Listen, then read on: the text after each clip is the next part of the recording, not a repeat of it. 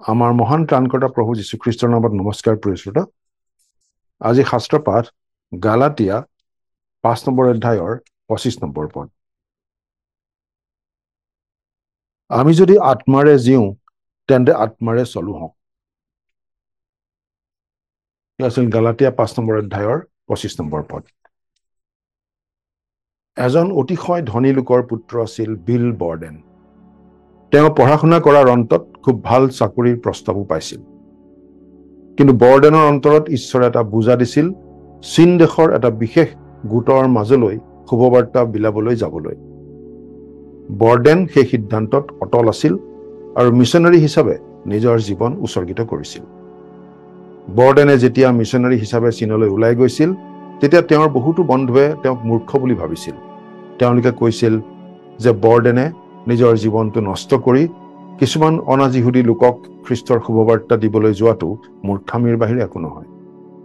কিন্তু বিল বৰ্ডেনে খ্ৰীষ্টক ভাল পাইছিল আৰু তেওঁ মানুহকো ভাল পাইছিল।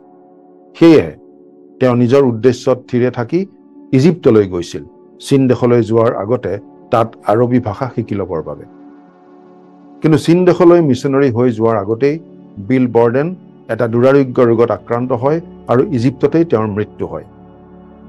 তেওঁৰ বিচনাৰ কাষত তেওঁ মৃত্যুৰ সময়ত কাগজত লিখা এটা টোকা পোৱা গৈছিল।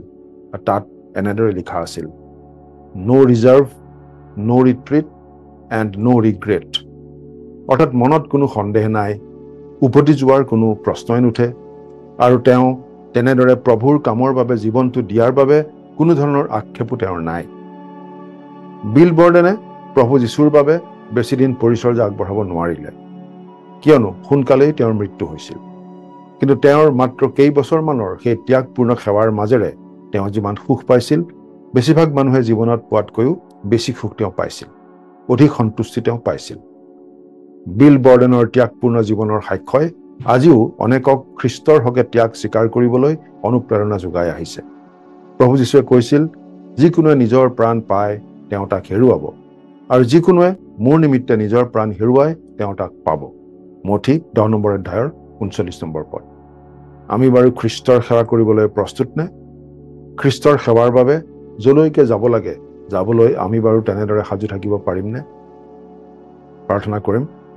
স্বৰ্গত থকা মৰমীয়াল পিতৃ ঈশ্বৰ, তোমাৰ সেৱাৰ বাবে কি ত্যাগ কৰিব লাগে সেইবোৰ যাতে গণনা নকৰি তোমাৰ নেতৃত্বৰ ওচৰত নিজকে সম্পূৰ্ণৰূপে সমৰ্পণ কৰিব পাৰিম, আমাক এনে সহায় কৰা।